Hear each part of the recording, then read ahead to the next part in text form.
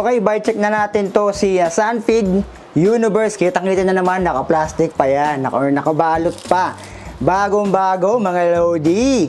So, tignan natin kung ano yung pyesang nilagay dito. So, yung frame nito ay alloy 6061. Yung binabike check natin ay color pink, pero meron daw itong white. Pero nakuha na nga lang. Hindi ko lang sure kung meron pa sila doon sa kanilang bodega, pero malamang sa malamang AG Bike Shop yan ay meron pa yan. So yung frame nito, yung mga decals niya, yan yung top tube, meron siyang Universe na nakalagay dyan. Dito wala na. So yung nagustuhan ko kay Sunfeed, yung mga frame nila, yung mga bike, yung mga decals napakasimple lang, hindi nila kaya ginagawang extra masyado. Yung head tube ay tapered na rin, ang ganda ng pagkaka-Sunfeed dito. Tsaka kumikinang, oh. Ayan, may pagka-glossy yung kanyang S dito. Yung minabudget naman natin ay size large. Yung mga sizes, ipopost ko sa screen para meron kayong idea kung ano yung mga size na available dito kay AJ Bike Shop. So dito sa likod ng kanyang seat post o kanyang seat tube, may S din dito. Yung kanyang down tube naman, parang pa-tubular. And tignan nyo yung ano nyo, oh. May glittery something doon sa Sunfeed niya. Ayan, kita nyo naman dyan. So, ang ganda ng pagkakaano nito, quality. Ayan, no. Dito, medyo may ano eh. Tingnan natin. Ayan, no. May glittery something yung kanyang Sunfeed. So, hindi siya mukha talagang cheap, mukha talaga tong branded. Feeling ko yung mga ganito sumasabay na kala ano eh. Yung mga kila Giant, kila Trek, kila Merida. Sa mga ano mas gusto ko yung mga decals ni Sunfeed talaga. Lagayan natin ang ulam ng battle gauge. Sa down tube isa, seat tube ay yung meron din. Cable routing naman ito, tignan natin. Ayan, hinahanap ko yung cable routing. Wala dito sa left side ng down tube and top tube. Sa right side, wala rin. Mamaya sabihin ko sa inyo kung nasaan. Hulaan nyo kung nasaan yung cable routing ito, yung mga cable. Kung nandito pa lang kayo sa part na to, huwag nyo i-skip, huwag nyo po-forward. Comment nyo yung hula nyo kung nasaan dumaan yung cable routing niya kasi wala din dito sa kabila. Ngayon. So, comment down below kung saan dumaan. Yung kanyang FD, ito ay naka-based on Shimano 105 R7000 yung ginamit dito. Yan yung legit. Kita-kita nyo, may plastic pa yan. Dito naman tayo. Uy, ganda ng tunog. Uy, tunog rich. So, tunog rich pala to si Sunfeed Universe. Ito naman tayo sa kanyang crankset 50, 34, 172.5mm and alloy na rin to. Xenix PR5 and Halotech. Meron nagusto pa sa mundo. Yun nila Eugene. Ayan, no. Kita-kita nyo dyan, Xenix. So, sabi nila maganda klase daw ang Xenix, no.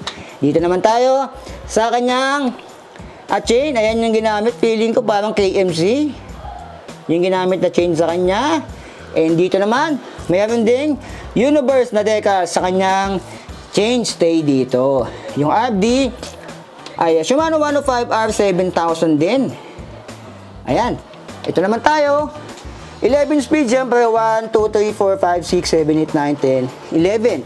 11 speed na ginamit dito ay 11 28 teeth. Ayan, yung 11 28 teeth, siyempre kasit na rin yan. Yung hubs naman ito ay Solon 203. Ayan, yung spokes niyan ay 24 o yung kanyang nipples, 24 sa likod and 24 na rin sa harap. Yung kanyang rims naman ay meron ding glitter effect dito.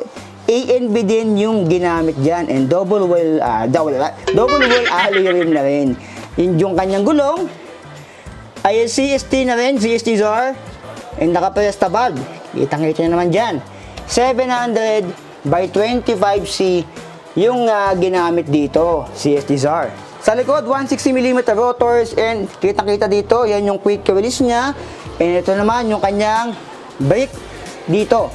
Ito ay cable actuated na nga pala. So pag sinabing cable actuated hydraulic, yung pull niya ay cable, yung pigaan niya dito ay hydraulic. So yan yung cable actuated hydraulic. Hindi siya yung full hydraulic, no. Ito naman sa kanyang seat post 27.2, Sunfeed na rin and 350mm yung haba niyan. Alloy na rin. Siyempre ito, bakal pa to and ball bearing. Yung kanyang upuan, A and V. Ayan, merong cooling system ng itlog nyo dito. So maganda na rin, malambot. Yung fork naman, ito yung part sa kanya na carbon loady. Ayan. Carbon loady nga. Ay, dinadahan-dahan ko eh. Alam nyo naman. Ayan, carbon. Sunfeed na rin. And may glittery effect din dito sa kanyang fork. Ang kanya dito. Sa harap, tingnan natin kung QR. Ito, axle. Okay, yung harap niya, yung fork niya, o yung dropout dito sa harap, ito ay naka-2 axle. Yung likod ay quick release. Yung spokes ito, or nipples, 24. Yung hubs naman ito ay seal bearing na rin sa harap. Ang ginamit pa na ng hubs ay A and B. Sa kanyang stem, kita nyo naman dyan, tsaka headset niya ay seal bearing na rin. Yung kanyang stem ay integrated na yan. So, pag sinabing integrated, kasama na dyan yung kanyang drop bar dito. Ayan.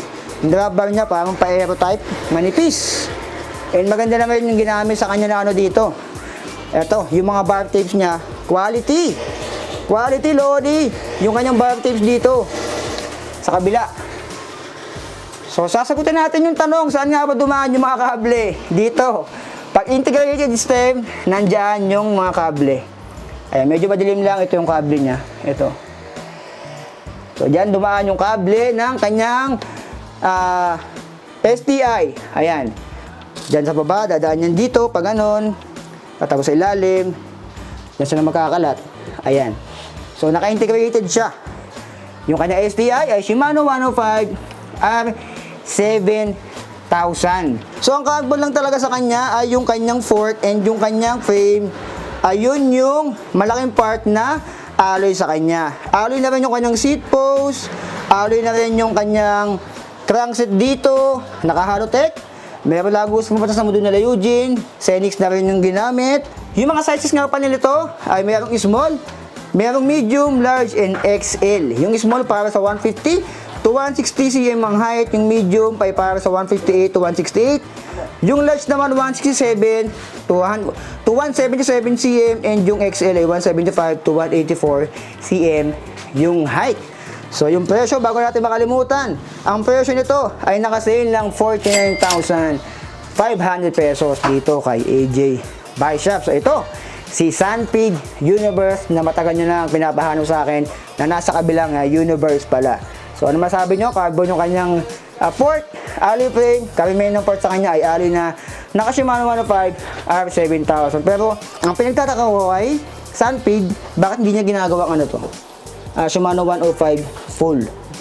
Siguro dahil kulang sa pyesa pa ngayon kasi nga ano pa lang tayo katatapos ng pandemic, wala pang sigurong murang 105 group set. Kaya nilagay dito ay sa Xenix. Pero madami nagsasabi yung Xenix daw ay magandang klase na rin. So kung gamit nyo Xenix, comment down below mga LL. So dito lang yan kay AJ Bike Shop dito sa may Sampaloc 680 Dalupan Street. Yung kanilang address, Google Map, Facebook page ay nandiyan na kung gusto nyo to. Diyan kayo mag-inquire, yung number nandiyan na sa screen.